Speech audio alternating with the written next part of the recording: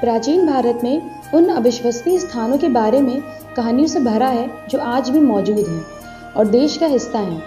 ऐसा ही एक मंदिर है कोणार्क सूर्य मंदिर, जो उड़ीसा में स्थित है। 700 साल पुराना यह मंदिर कई कहानियों और रहस्यों से घिरा हुआ है, जिसका मुख्य द्वार अचानक बंद कर दिया गया था।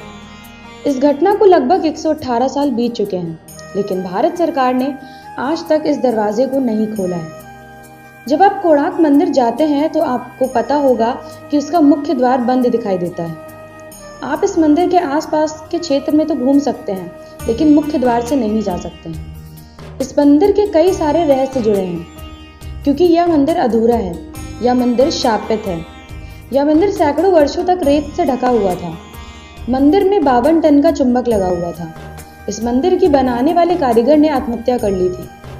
कहते हैं कि इस मंदिर से रात्रि के समय नर्तकियों के नाचने की आवाजें आती हैं।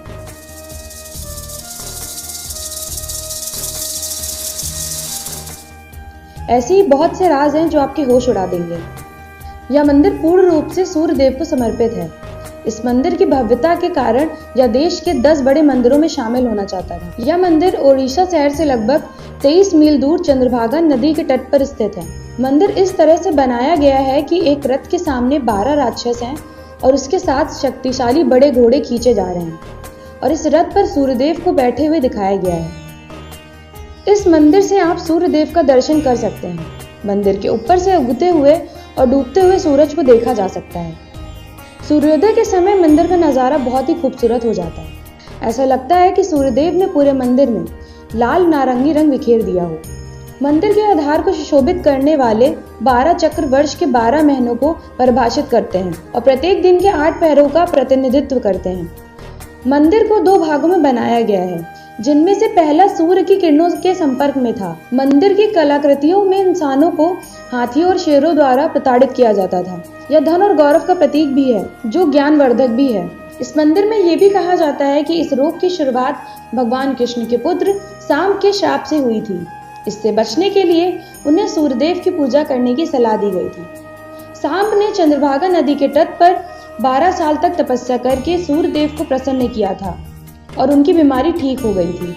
इसके बाद सांब ने भगवान सूर्यदेव का मंदिर बनवाने का निश्चय किया।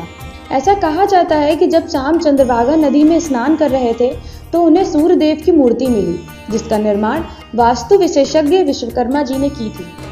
कालांतर में मृत्यवन में सांब ने सूर्य मंदिर का निर्माण किया और तब से इस स्थान को पवित्र माना जाता है। इस मंदिर का निर्माण एक सैंडविच के रूप में किया गया है, जिसके बीच में लोहे की प्लेटों को मंदिर के खंभों पर रखा गया है।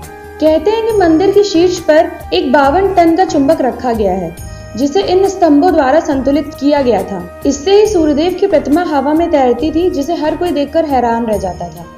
सन 1568 में उड़ीसा में मुसलमानों का आतंक नियंत्रण में हो चुका था, लेकिन फिर भी मंदिर को गिराने के लगातार प्रयास किए जा रहे थे। इसीलिए मंदिर के पंडितों ने मुख्य मूर्ति को हटाकर वर्षों तक रेत में छुपा कर रखा था और फिर बाद में पुरी के जगन्नाथ मंदिर के परिसर में इंद्र के मंदिर में रखा गया था। मंदिर से सूर्यदेव की मूर्ति हटने के कारण तीर्थयात्रियों का आना जाना बंद हो गया था। लोगों का आना बंद होने के कारण यह कई वर्षों तक रेत और जंगलों से ढका रहा। बाद में मंदिर के कई हिस्से बेहद खराब मिले। कई बार इस मंदिर के द्वार खोलने का प्रयास किया गया, लेकिन यह निर्णय बाद में बदल दिया गया। क्या सच में इस मंदिर के द्वार को प्राकृतिक आपदा के कारण ही बंद किया गया था, या फिर कोई और कारण है? इन सारे सवालों का जवाब तभी मिलेगा जब इस मंदिर का द्वार खुलेगा। तो आनंद लीजिए भक्ति की समृद्ध धारा का और जुड़िए दिव्य सुधा के साथ, और हमारे चैनल को सब्सक्राइब करना ना भूलें।